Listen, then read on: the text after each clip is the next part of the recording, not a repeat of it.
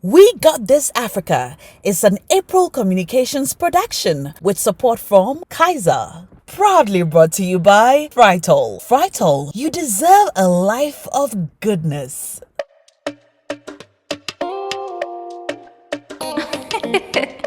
Girl, listen. We got this. Today on We Got This Africa, we turn our attention to living and life as a firstborn daughter. Being a first girl in Ghana can be hard. You are somehow required to be the deputy mom. You are somehow required to grow up too quickly. And even when you are grown and believe that your life is finally yours, your little siblings and younger ones still rely on you for so much. This can sometimes be very daunting. It can affect your relationship with your mother. It can leave you feeling unloved. It can affect your long-term relationships for the rest of your life. Today, I'm going to be speaking to two amazing first daughters, Mabna and Gail, on We Got This Africa. My name is Ashorkor. You're welcome. We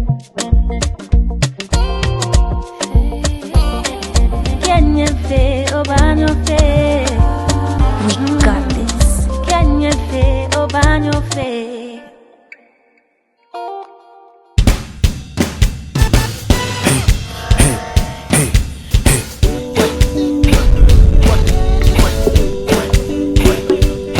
When I open Fritol sunflower, nature comes to life. When I cook with Fritol sunflower, family comes to life. Nature is to you in every drop, drunkenness in every bite.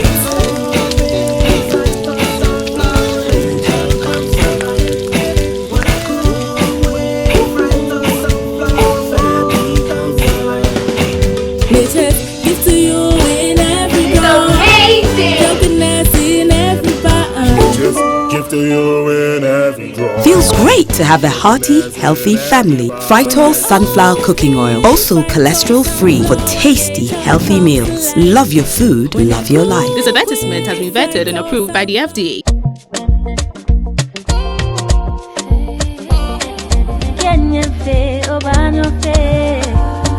We got this.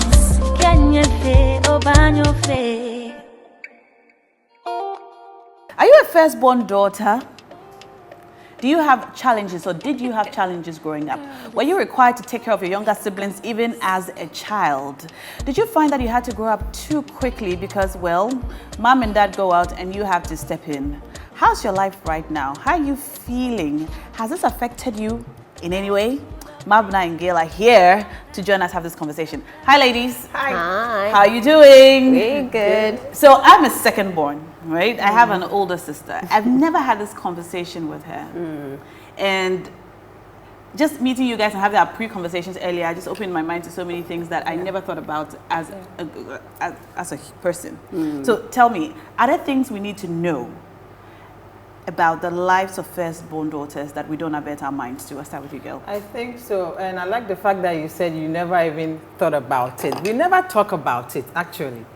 So if I'm even going to talk about it, this will be the first time that I'm going to open up certain wounds, if I should call it that. Because you see, when you're growing up, when it comes to the African parents, especially when it's in a setting where you don't have much in terms of, should I say, money, you know, and all of that. So you find yourself, you have to actually even work for your upkeep. Help me with the word, like not necessarily for a salary or anything, but you need to work. Yeah. Like maybe if you have to go to school, you may if mommy is, you know, shop or something, or you have to help.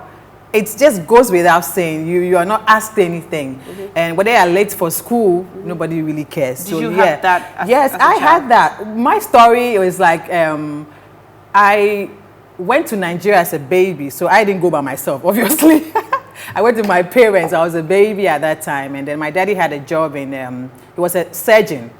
And so he went to build his own hospital in Nigeria. So I was there till I was 6 years old.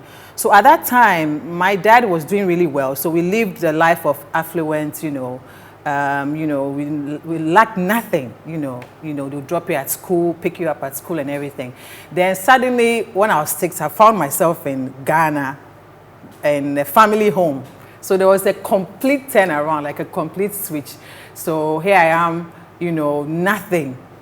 Started struggling from like the get-go, and my mom hadn't worked before. She was, she had to rely on my dad for everything. She was, so to speak, a housewife. So we got back here, and she has 8 kids, or should I say 6 at that time. It was later that she had the rest, but we're all like really young, you know, 2 years difference, or 1 year and a half. And so now she had to struggle. And at that time, no telephones and stuff. She needed money. She may have to go by road to Nigeria and all of that. So she was forced to you know, do like things she hadn't done before. So she started by selling old newspapers. A cousin of hers used to bring them from the States to sell. And so we were forced to sell it at that time. I think I was like 7, 8. So you go to the Kaneshi, you sell the whole day, imagine. You? Yes, I did. I've sold newspapers. That was the first thing we used to sell. And, you know, the risk involved because it's a rowdy area, and the security, because you're kids and we're girls. Was it just you? Me and my siblings, like at that time, maybe 6 of us. So if I was 7 or 8, maybe the next one would be like maybe 6.5. And then I had an older brother. So I was the first girl. So automatically I was the mother because the rest were girls. And so he wasn't doing anything. It was just those who were able to go and sell. And at that time, you know how we have this thing about when it comes to boys in the African setting, they're always like, oh, yeah, Burma. Can I speak Twi? Yeah. My Twi is not even that good. Like Burma, yes. So every time he's playing football and things, and then we are doing the work. So my mom will give us a newspaper. We'll be out the whole day and come back with peanuts before you can eat. And the next day, if you have to go to school, you may be late for school, because if you didn't sell enough the day before, you still may have to sell, or you may have to sweep. You know, and then you have to walk all the way. When I was in school, my school was in Mamprobi, so you walk to school, walk back.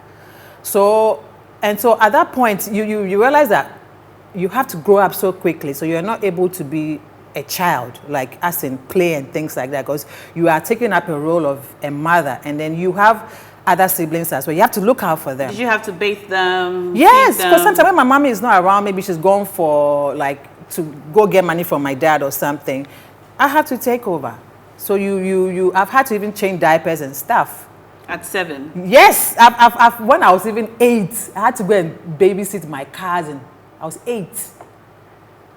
So I've been like a mother my whole life. So I'm kind of stuck in between a grown-up and a kid. You didn't get to play like a child? child? No, I never did, because you're always like looking out for them, and everybody's looking up to you, because you can't mess up. You can't afford to, and nobody tells you, oh, this is what I want you to. It's like you have to just accept the role. It's like, I'm going out. You know, mommy says I'm going out, so that's it. And they leave you. You have to make sure you get something for them to eat, you know, type of thing.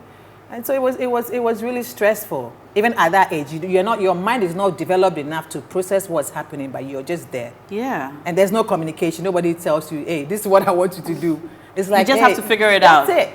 Grow up and figure it out. That's it. Yeah. Mabna, do you have a similar story? I am just, you know, I'm just intensely listening to Gail right now, because you can relate. It's in a different way, because you know, like she said, in our settings, if you're the oldest girl, then you can't mess up. You know, nobody spells out rules to you or expectations to you that, oh, because you are the oldest girl, you do this, you don't do that, you do this. But constantly hearing what the older people say, your parents say, oh, because your younger ones are looking up to you. Yeah. Your younger ones are looking up to you. Your younger ones are looking up to you. So it registers in your mind that you have this huge responsibility. Like, nobody has said you have a huge responsibility, but you know you have a huge you can't mess up, you know. So and I know we don't realize this, but when you have younger ones, the older one, you always have to give to the younger ones. They don't ask how it makes you feel. Yeah. What was your experience? So my younger sister she's always been wilder. I am calm. She's wild. So if there's trouble, I have to step in for her because she usually got in trouble. You know, if she has like a little misunderstanding with my dad, I have to step in and settle it for her. If there's something that's small, not enough for two to share, then my mom will say, oh, abana sa ude wunim. You know, abana sa ude minim se oyemuye. You know, so they force you to do things you don't even want to do, and nobody asks how that makes you feel. How did that make you feel? I think when you're a child, I didn't process that when I was a child. I just did it. Like she said, I'm in the process. It's happening, so I go with it. But it's when I grew up that I was just telling Gail, and we said we wouldn't do this. But when we were talking, I was just telling Gail that it got to a point in my life, I think it was just when I had started my national service. And then it just dawned on me because I came to Accra, I started my service, I got a small place, and then my sister was schooling then here. She was in a tertiary here. She moved in with me, and then my brother finished, was it JSS? And then he moved in with me. And then it was like with the little one, and she was always nagging to. So once I was the older one and I got a place, a small place, everybody and then once they came, I had to use my small national service money to cater for the house because no one else is working. You know, I have to buy things for the house, I have to make sure. And so I think you naturally just grow into it. And what that does is that it makes you put your needs second, or maybe third, or maybe somewhere. You put your needs far somewhere there, and it makes you mask your emotions because you can't be weak. You have little ones who are looking up to you.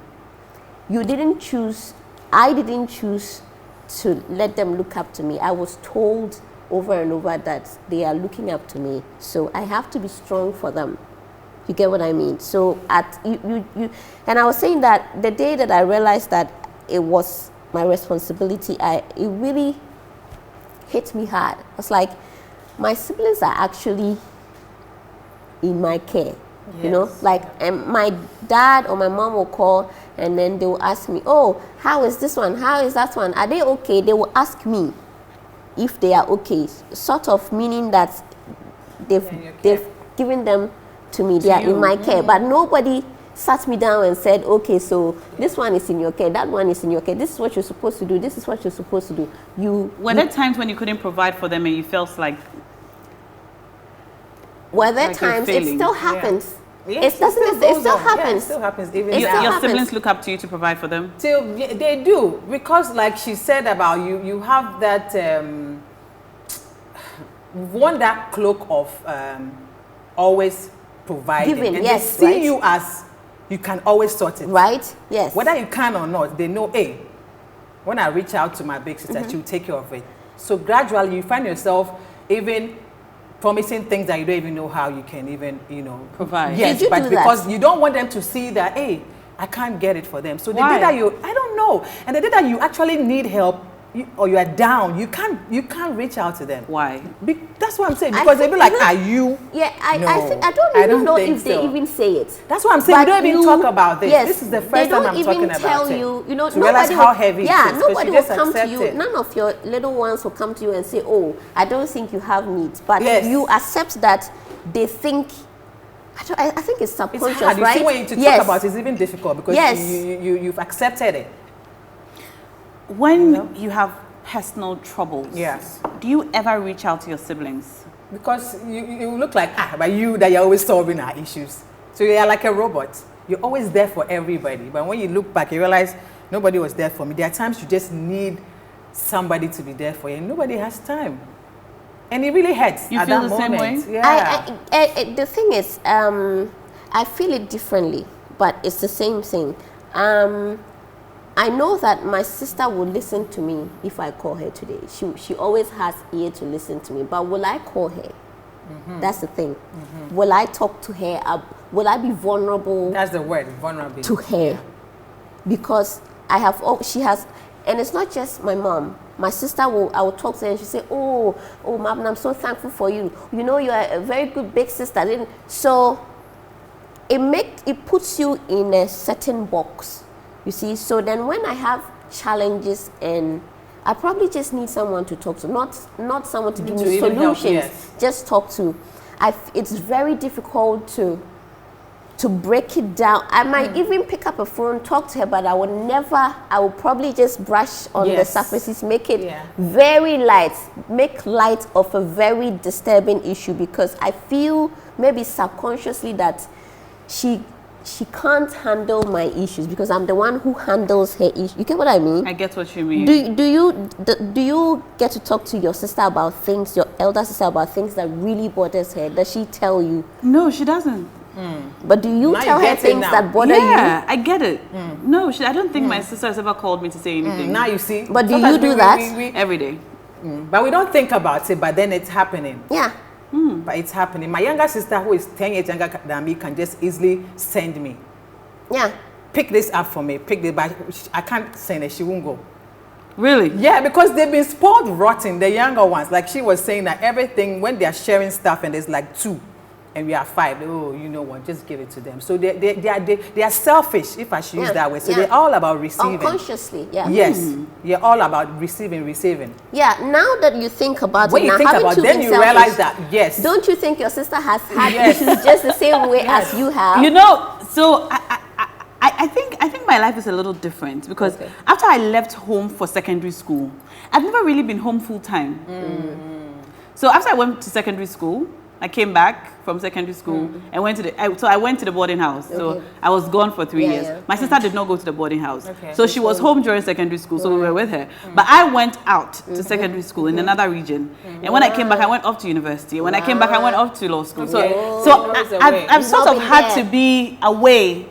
Yeah, but in hindsight, like she asked you and you agreed. When I think of it as children, when we were children, my sister always had to give us. As children. I mean, when we were younger, when I think of when we had, new math sets, she had to make sure that her math set was still inside. Like, I remember things. Yeah, my clothes, everything, you give it to them. Yeah, but I hated that though. I hated that as a second child. I had to wear my sister's hand-me-downs. Oh, but she was sacrificing. You don't know. I did not like that. I did not like because as a child, I felt that she was getting all the new stuff, and I had to wear her hand-me-downs, and I didn't think that was cute. They also have the other issues, side, right? So, like when she goes to class 1, she keeps her textbooks for when I come to class 1, and when all the kids have new textbooks, I have old ones for my sister. But then you are feeling so proud giving it to them. No your shoes. I never liked your shoes and things, your clothes and I never liked that at all. I wanted my own new storybooks, but my parents bought my sister storybooks, and after she read them, then I could have them. And she always wrote Sharon's Library in the book.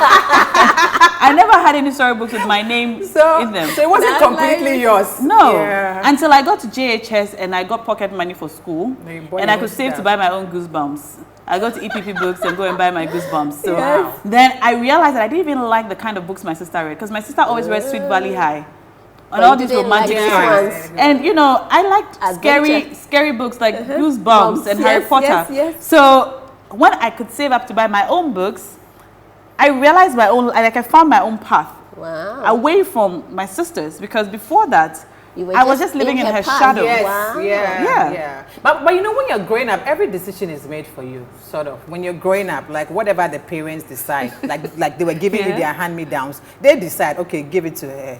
But when I think of like the pleasures, I think my sister might have had to sacrifice a lot. I remember one particular incident where my mother bought fan ice and cut it in 2 and gave me, they used to cut it in 2. Fan ice, and said I should take it to my sister. I ate mine on the way.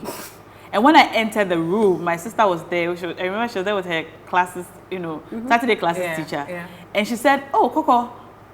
I said, she saw it and she asked me for it. She said, "Oh, is it hers?" And I didn't say anything. So she took it and she divided it in 2 and gave me half.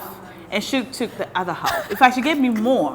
Ow. And she took less. And she later found out What you had done. what I had done. And I remember her saying that, you know, I'm your big sister. You don't have to treat me that way. You always do this. And that's something I never forgot because she was really she was so emotional about it. And it's something I think about. I mean, I had a behavioral change, I think, on that day when I did that with the Fanites. I was like, okay, I didn't treat my sister well. And in hindsight, it had happened so many times. Yeah, we do sacrifice a lot. Did you ever feel like your mother was not loving you as her child? Yes, I felt that. And this is the very first time I'm going to even say that publicly because I just felt I never had any connection with her because they are so focused on other things and they've given you this huge role, yet no guidance, no, Love.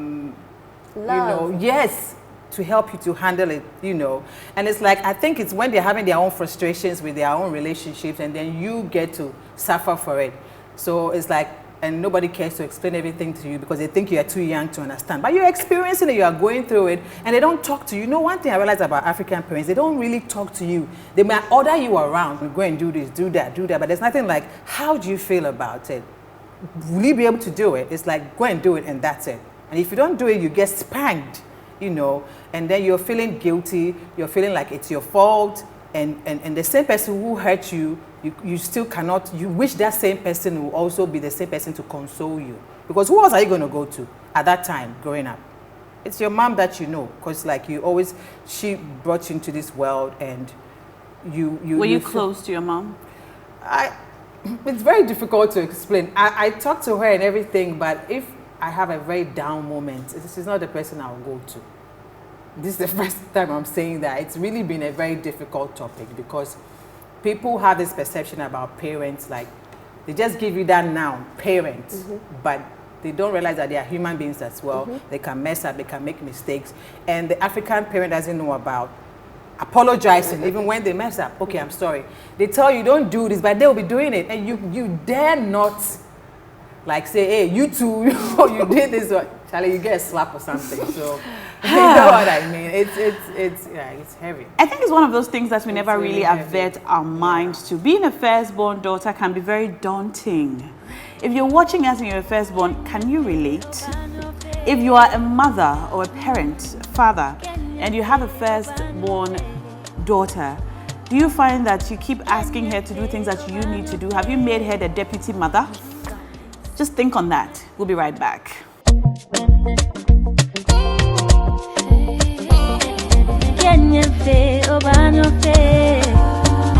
got this.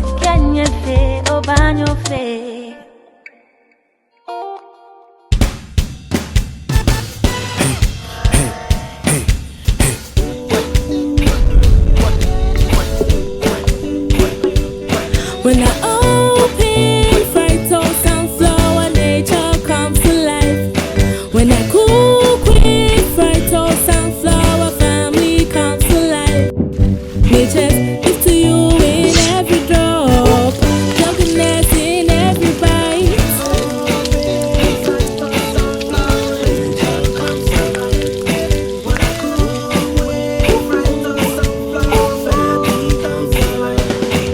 Nature gives to you in every drop, drunkenness in every bite. Just give to you in every draw. Feels great to have a hearty, healthy family. Fritol sunflower cooking oil. Also cholesterol free for tasty, healthy meals. Love your food, love your life. This advertisement has been vetted and approved by the FDA.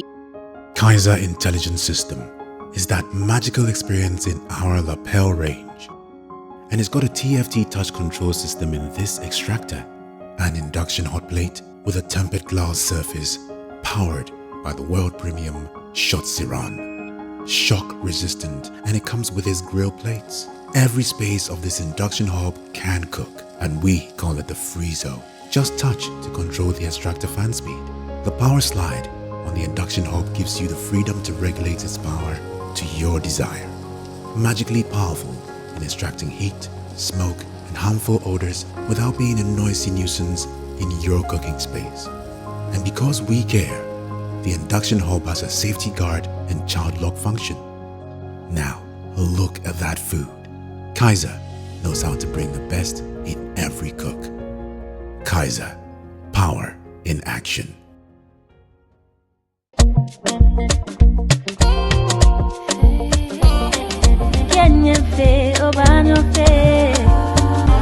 got this.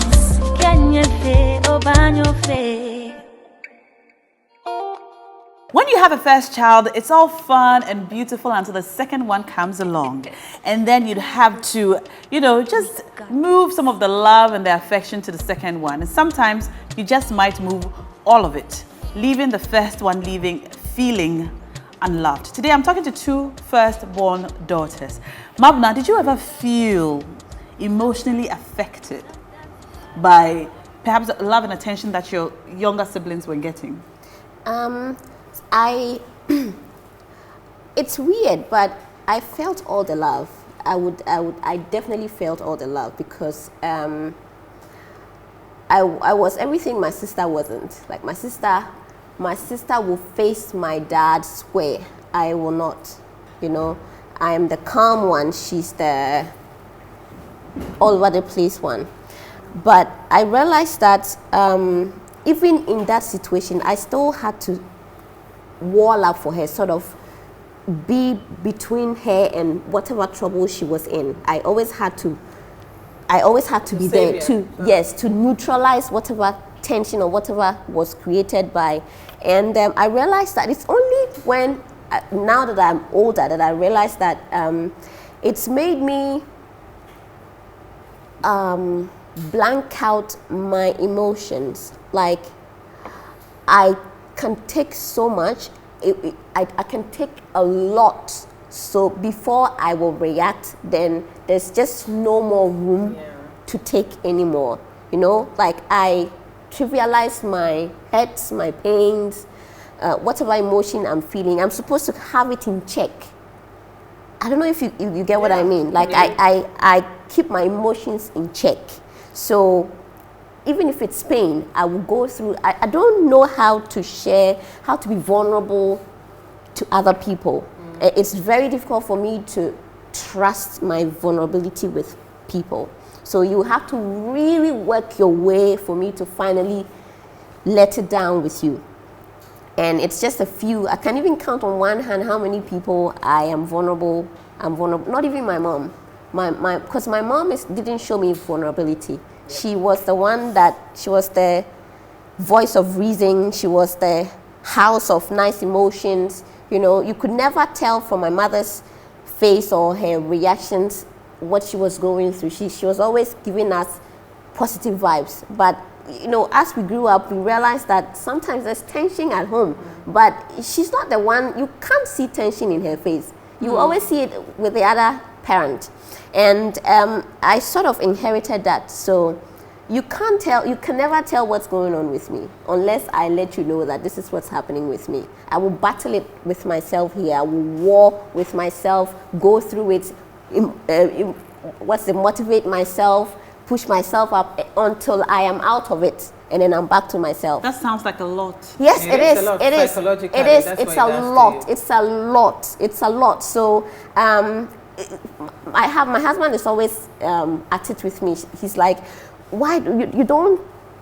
I can tell that something is eating you up, but you don't want to talk about why. It's difficult. It's just. It's not like I don't want to talk about it, but myself will not allow me to just be vulnerable like that. And it's because I am the older child, so I've always had to put it together. I've always known, because they've always told me, without knowing, that people are looking up to me, that I solve their problems, that I'm always put together, that you're strong, that you get what I mean? How do you feel when you're told that you're strong? I always laugh about it. I just laugh about it, but inside me I'm like, no, I'm screaming, no, you have no idea. It's a place that I have to be. I am there. I don't know if you get what I mean. Do you still feel that way? Oh yes. It's not, I can talk about it. I know all the things that I am, but I can't express it or show it. Get myself out of it. Yes, I was telling Gail that sometimes, like, I will go through a very difficult time, but all by myself. When I'm almost out of it, like I've fought it and I'm almost out of it, then I feel like, oh, now the people around me can handle this level. Yeah, like I feel like they can't handle the depth of the pain I'm carrying. So after I've dealt with it and it's left with just a little bit, maybe just a little talk or something will do, then I tell them, you know. And so by the time I'm telling you, I'm just telling you, you know, little surfaces, yes, little surfaces of what I am feeling. Yeah. You feel the same way? Totally. Yeah, but here is the case where when people are shattering, they are telling me because they are always saying, oh, you're strong, oh. You know, you're strong, oh. You're strong, oh. Do you think that perhaps this is pressure that you are placing on yourself? So like how we talked about, it started from them making a decision for you already. When you're growing up, you are given those roles. You know, you are like a second mom. I remember when my sister went to school, secondary school, I think she was about maybe 13 or 12, and I'm older than her by a year and a half. I took her to school all the way in Ebri. At that age, I was at everybody's PTA meeting, every whatever, official stuff. It was me at that age. So if you are doing that and everybody's coming to you, when will you have time for yourself? Or when will you be able to switch and be like, it's my time? Because they are used to it. At that young age, you are already stressed. You go to all the way to Ebri at that age, and then it's dark. And you know how Ebri was back then. You didn't have a car. So you are lucky to get a lift or something. Whether you know the person or not, you sit in the person's car and going back to, you know, wherever. You have to go through all of that. Sometimes my sisters will come late from school. I have to go and stand by the roadside, wondering where they are at that age. So when will I be like, okay, now let me just let go? Because they still look up to you till now. When some are married and all of that, you are babysitting. I remember one of my sisters was like, hey, we're always disturbing girl with our kids. And my other sister said, but what's she there for? That's what she said. That's her job. So they take you for granted, then they don't realize it. And so how are you even going to tell them, Charlie, I'm broke, or you that are always solving issues, how come you're broke? They see that you don't Do you have to give them money? Yeah, if you have. And they're always asking, even those who have, because I think they get used to it as well. But it's very easy. I also think that because we have been conditioned like that, even when they are not expecting it, you feel like you have to. Yes. Nobody is asking me. Like when my sister needs a little help and she calls me, I know she's just calling me because I'm her sister and she probably might get help from me. But the moment she calls me, I feel this burden. Yes. You know, like I feel, even when I tell her, oh, maybe I don't have it right now, when I hang up, I feel so guilty. Like, how am I? Go and look for it. How am I the older sibling and I can't help my sister? You get it? And I can't let her go to my mom because I feel it's also part of the condition. Like my mom put me in charge of her and I'm making her go back to my mom. How am I going to make her worry? What am I there for? No way. Yes. So yes. And then you take it into your relationship because now you become like a mother.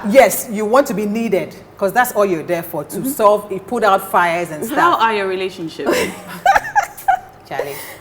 Because, and the people I attract are always like, they feel I've got it all together. Whether I'm broke or not, I don't show it. There are people who will be like, I know there's something wrong with you, but I'll never show vulnerability. It's difficult for me to ask for help. She said the same thing. Yeah, it's very difficult for me to ask for help, even when I'm dying. And it's because of your experience as a first child. So then the guys will feel like, okay, she has it all. Charlie, but you know, Charlie, you are like broke or you just want someone to talk to, but because you are like acting like everything is okay. So they make comments like that every time. Most of the guys I've met, yes. Are you a romantic lover? I don't know about that. You don't show that. I don't show. Even my sister will even say, girl never hugs. So little things, they realize that you don't show it. So if you really know me, you pay attention. When I'm very quiet, I'm a talker. When I'm around people I'm comfortable with.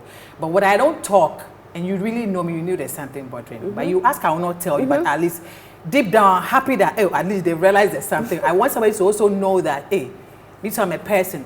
I can go away for two weeks or whatever. My mom will never call me. Nobody calls me because they know she's fine. But I mean, when I don't hear from you in a couple of hours, I start stressing. Where is she calling and things? But nobody. So I just be like, so you guys, nobody call me to. I know I'm fine, but because you've made them see that you will be okay. She can take care of herself. Nobody will call and say, hey, you didn't come home. Where do you go to with your vulnerability? I write. I write a lot. I have a blog site. That's why I'm doing what I do. I do a lot of counseling as well because I realized that I didn't have anybody to talk to. So I used to keep a lot of diaries. And I started having my blog site, and then I started doing counseling because when I counsel people, I teach them to be able to open up, to find a place to release all of that stress. That's interesting because you don't. Exactly. So that's how life is. Can you imagine? That's life, how life is. I teach imagine? them. Recently, on Sunday, I had a very bad emotional day, but I had to go and counsel 2 people for 5 hours. But I was dying inside, but you can't tell. You can't tell, yes. Doesn't that affect your work? It's hard to open up. No, because if you have, when you have compassion, and I'm also, my star sign is Cancer. We are highly sensitive and highly assertive. So I'm a very, very highly confident person and highly sensitive. So I had to learn how to balance the two. So I find my strength in my weaknesses. So if you have a balance of that, you can handle everything. So what I do is that when I want to reboot, I'm by myself. I'll bath in the rain. I walk in the rain. You know, I'm listening to my reggae and I'm even dancing in the street like a mad person because I tune everybody out. I'm very good with that. Coping it. Yes. Are you able to So cry? that's my go-to. Yeah, before Charlie. And I was just telling her, it's so hard. My mom would be like, I remember one time my grandmom died, everybody was bawling. Yeah. And my mom says, wouldn't you cry? I will never forget this thing she said to me. Everybody was, and I will never show it. My mom never shows it. So I've become my mom. Yes. Yeah. I've become my mom. She never showed. I've never seen my mom cry. Even when I know this thing, she has to cry. So I've become like that. And we have issues over that. Oh, you're too cold. You're too loud. You're too this. And I said, you two are the same. You're the same. I would never be able to tell her when I was growing up, but now I can tell her. I'm like, you're the same. I've become you. And so it's always an emotional, we never talk. If we have to talk, we end up having a serious blowout. And I'll just scream the whole place down. So nobody's sharing everything. And I'm like, can't you tell that it's out of pain? But people see that you're just being defensive. You're angry, but it's pain. And a lot of bottled up Emotions. Yes, nowhere to, you know. And then you have this issue where your daddy wasn't in the picture. So you have that where you don't know who to ask. Mommy is shut down completely. So there's no conversation. That's So hard. yeah. So you that's find out you'll be dating you deliberately date the wrong men. Men you know you can't keep. People who need you, but you cannot go to rely on them to be there for you. So you damage you sabotage your own self unconsciously until you're out of it. You know it's not good for you, but you're there because it's very hard to explain. And sometimes you don't even know you are going through that. You're just there. You accept. Like you ask, why are you accept it because you think that's what I know. Yeah. That's what I'm used to. I don't know anything else. So I had to teach myself. I had to unlearn everything that I learned growing up.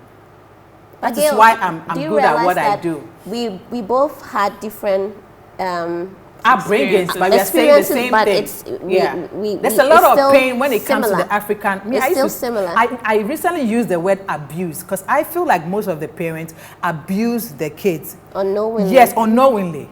Because some of us suffer a lot and you cannot talk to the same person that you wish you could get a closure from. You're like, this is how I feel. They don't get it. They don't get it. You can relate, you don't cry too? Yeah, it takes when a situation happens and I actually have to tell myself that this one you can cry. You know, like this one you can cry.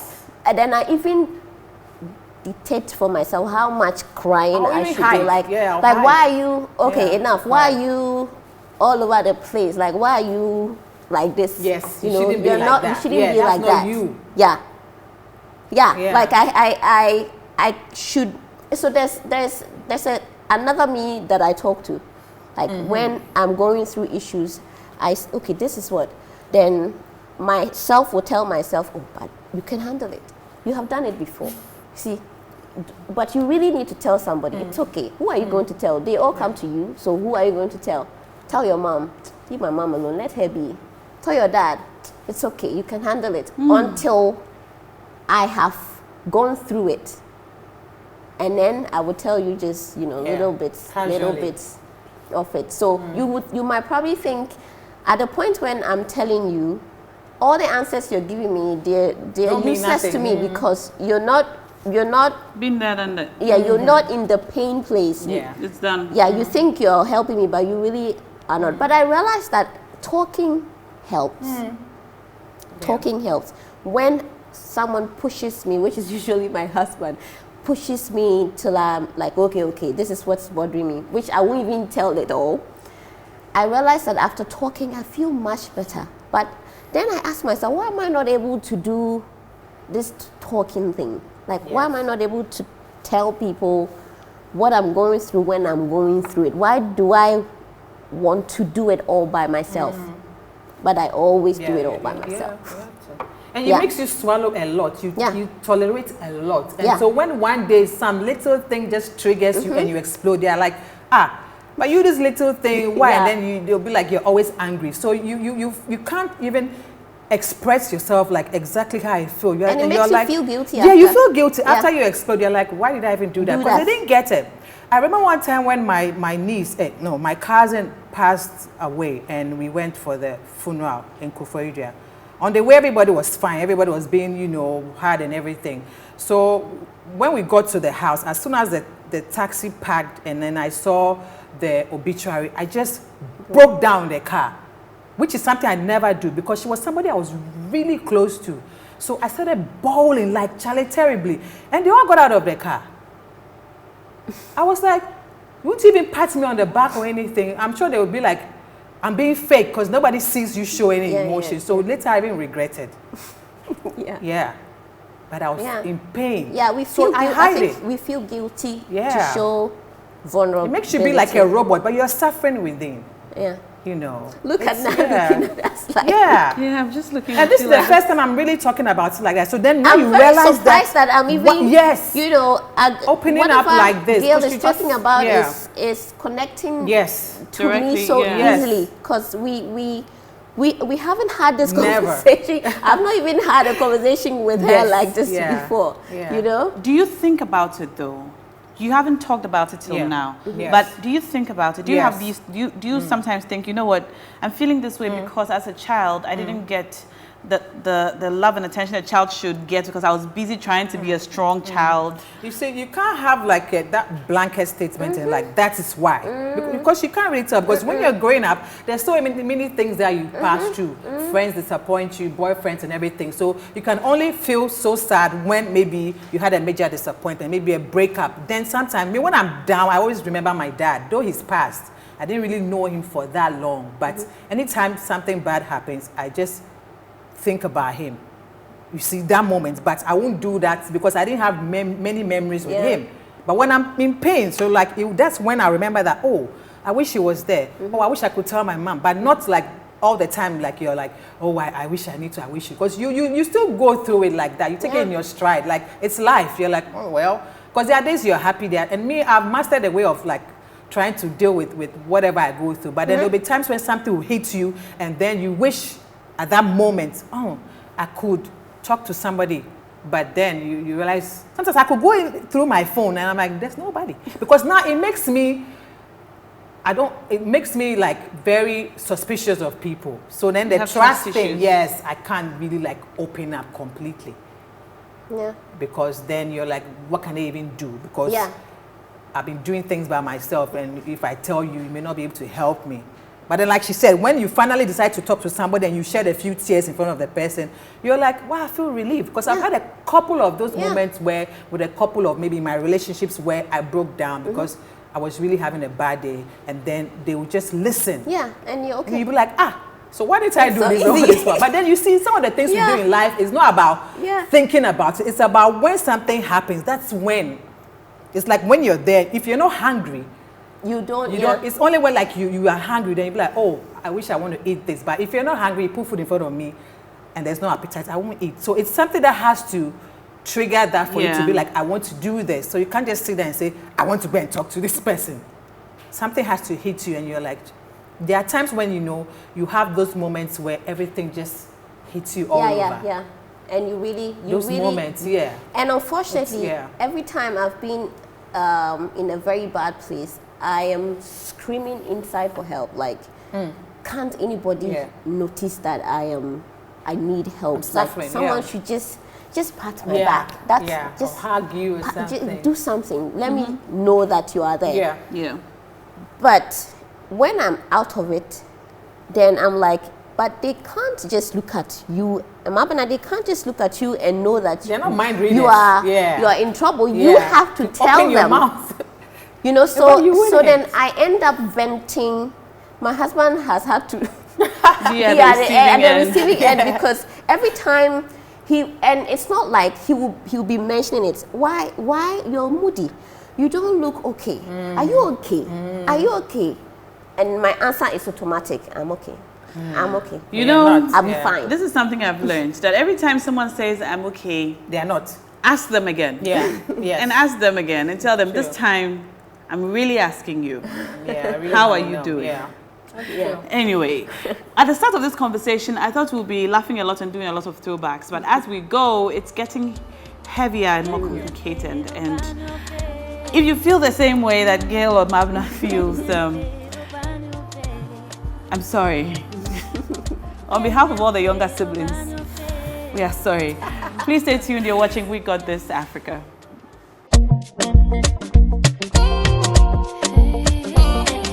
Can you feel over your face? We got this. Can you feel over your face?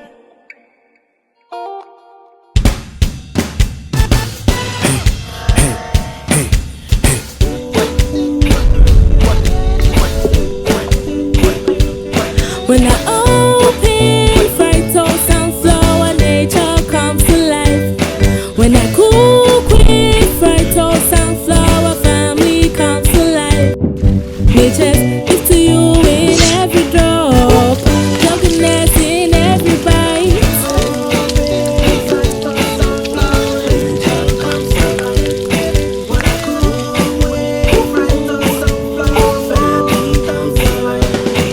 Nature gives to you in every drop, drunkenness in every bite. Just give to you in every draw. Feels great to have a hearty, healthy family. Fritol sunflower cooking oil. Also cholesterol free for tasty, healthy meals. Love your food, love your life. This advertisement has been vetted and approved by the FDA.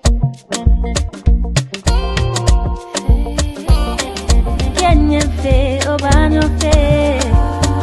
We got this. Can you feel over your face?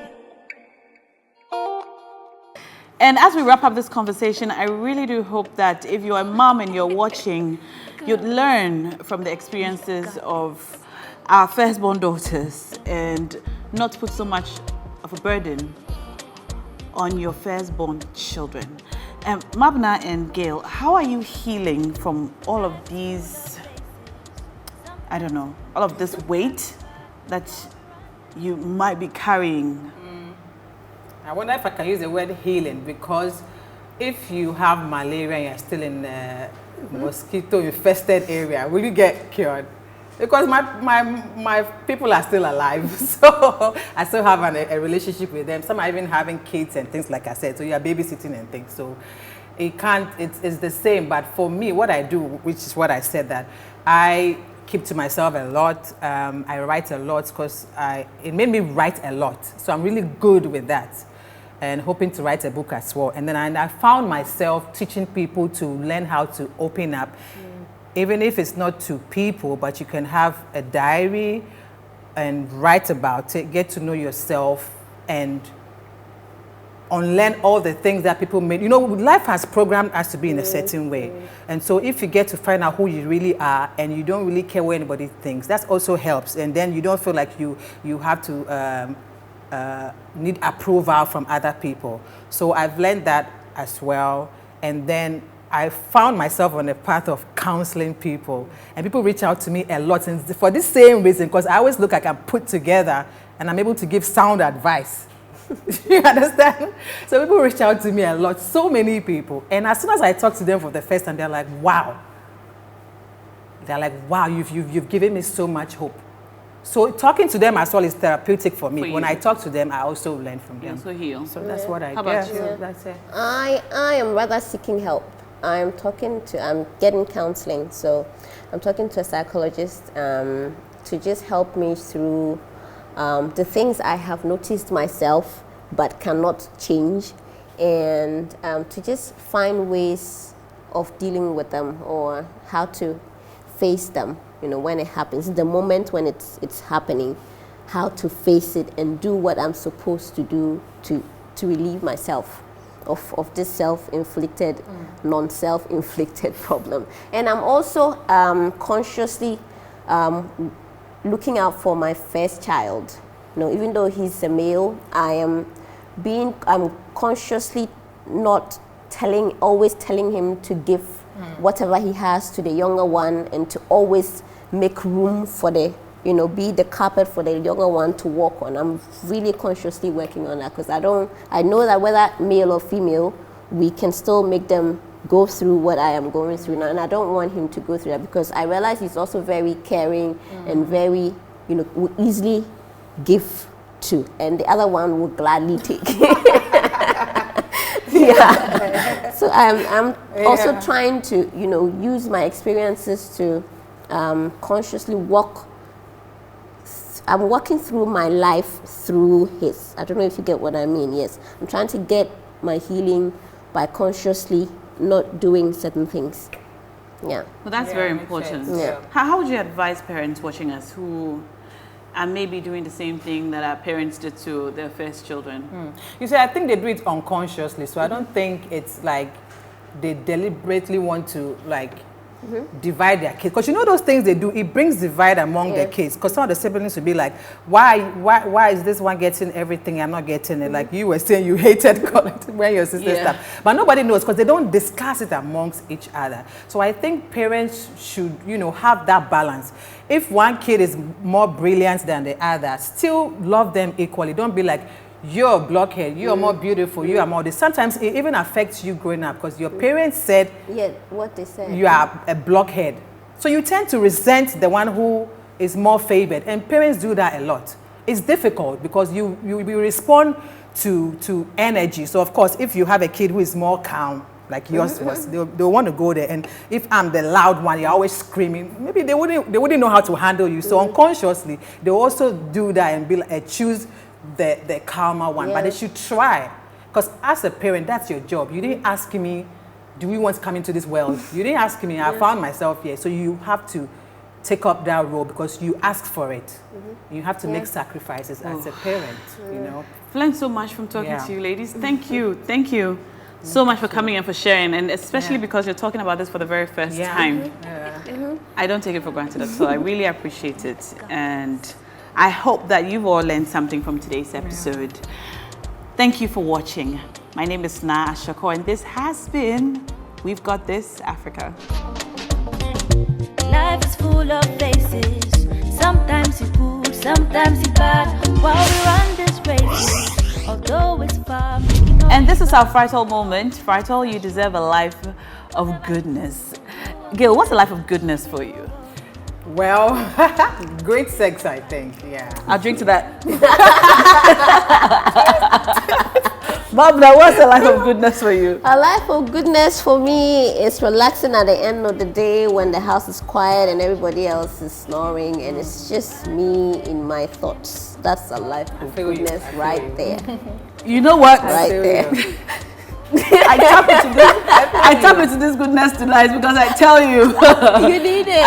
I tell you. I think we have similar life circumstances in certain ways. Yes, we do. Yeah. We do. Boy, mom. Yes, we do. It will be. I wish you a very, very, very good life of goodness. Life is for the living. Enjoy it while you're still here. No give up. It only makes us stronger. Whatever you do, do them well. Make it no worry. We go say okay, we go be alright. No, Inyami, go chichino. Inyami, ban your face. Inyami, go konjano. Kenya fe, oh ban your face.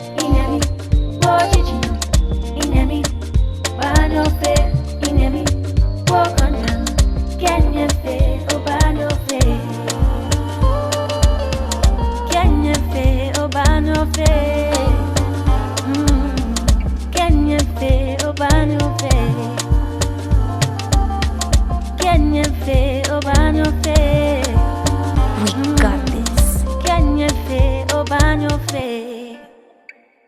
We Got This Africa is an April Communications production with support from Kaiser. Proudly brought to you by Fritol. Fritol, you deserve a life of goodness.